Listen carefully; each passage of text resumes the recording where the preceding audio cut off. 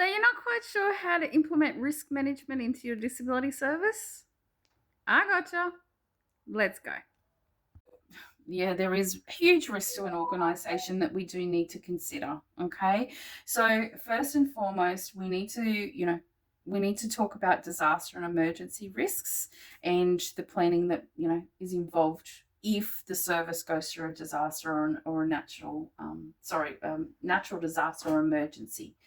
We need to talk about compliance risks, and obviously with compliance then comes what we call quality management. This also where our up-to-date policy and procedures sit, so compliance for and legal issues as well. Okay, then we have other risks to an organisation, so conflict of interest that we need to consider. We've got risk as in HR, so staffing, so continuity of service. This is where we start to see them risk become involved. We have risks to our information management. Okay, so essentially all the elements under risk to finance. So essentially it's everything that's realistically listed under governance and operational management we have a risk to.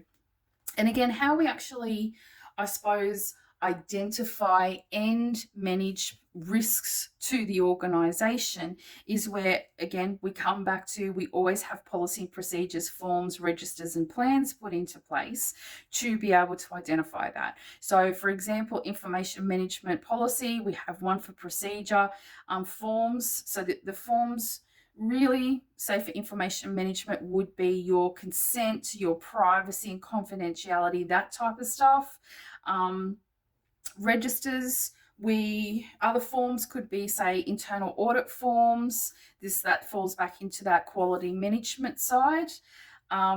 Your registers put into place, well, pretty much when we get into talking about organisational risks, every register that you have in your disability service will be used for risk management for your organisation. And again, same thing, this is where we see plans put into place. So disaster and emergency risk assessment plans. We would have information risk assessment, business risk assessment plans. You could have marketing and advertising. You have so even conflict of interest. So you have a policy for conflict of interest, a procedure. You have a conflict of interest declaration form. You have a conflict of interest register, and then you can have a conflict of interest plan if you do wish as well. It's advisable.